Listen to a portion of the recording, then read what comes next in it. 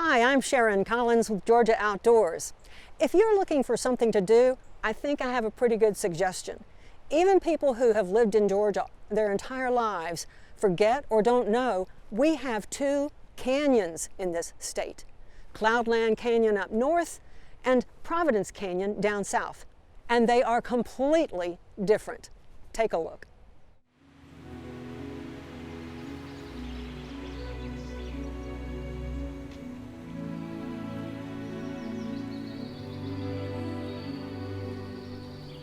Cloudland Canyon is in the northwest corner of the state. It is a magnificent reminder of how tumbling rocks and falling water create places that simply take your breath away.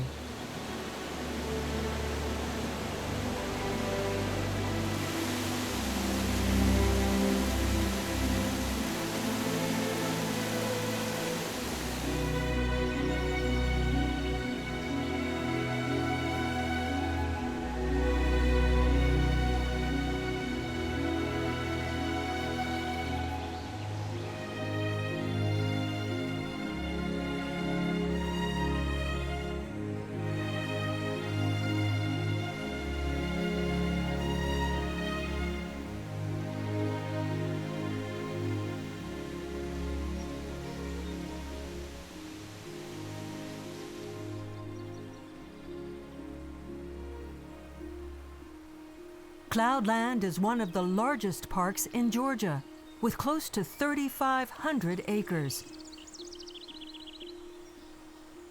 The canyon is more than 1,000 feet deep. It ranges in elevation from 800 to 1,800 feet, adding drama to the two waterfalls that cascade from Daniel Creek, a stream that has been cutting through this rock for millions of years.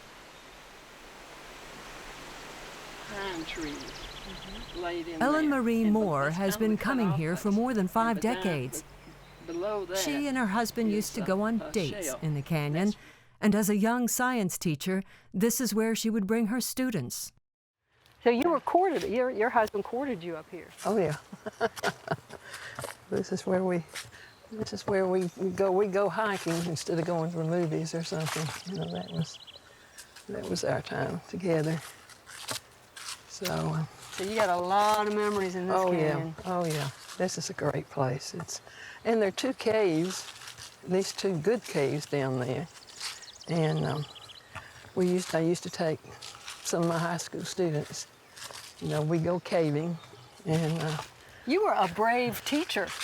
Well, I'm afraid I was. Maybe I didn't have any more sense at that time, but I had some great students, just wonderful students. And I'm just a firm believer that you need to have students in the outdoors. And because then if they really touch it, they're going to experience it. One of the things Ella Marie's students learned in her canyon classroom is that all of this used to be underwater. How can that possibly be? Well, this was layered, actually. The mountain itself was layered underneath the ocean. And then as the ocean began to recede, parts of the mountain here began to come up. And actually where we're standing was a beach. You can see waves in the sandstone to this day, all from action that occurred at least 200 million years ago. But Cloudland is not the only canyon in Georgia. About 150 miles southwest of Atlanta, just below Columbus, there is an amazing place that looks like it belongs in Utah or Arizona. Welcome to Providence Canyon.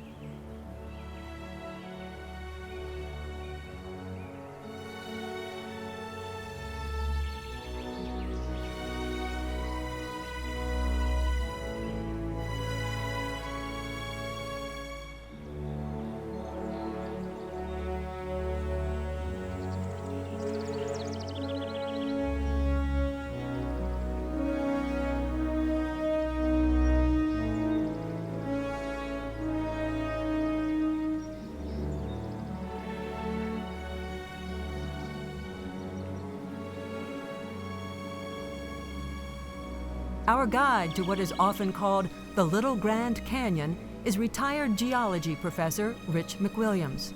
This is beautiful. Let's have a sit, have a little seat. I don't mind getting dirty if you don't. Oh, I figure you can't learn anything unless you get dirty in it. Well, that's true, that's true. I love the big peaks of white, and that's all ocean sand? Every bit of it is ocean sand. The story of this place really begins about 70 million years ago. 70 million. Million. Okay. Yeah. Let me get my head around that. Yeah, it's hard to think of millions of years, but geologists do. And all the sediments here are marine, ocean sediments. And when these beautiful sands that you can see back here, all the different colors, when they were being deposited, the sea was over this. It was probably, I don't know, it could have been 50 or more feet deep here. And the shoreline was up near Columbus, maybe even north of Columbus. So this was completely underwater. So are we sitting in the ocean? We are sitting in the ocean. Okay. It's a number of feet above our head to the top. When Providence Canyon was underwater, the Atlantic Ocean covered about half of the state.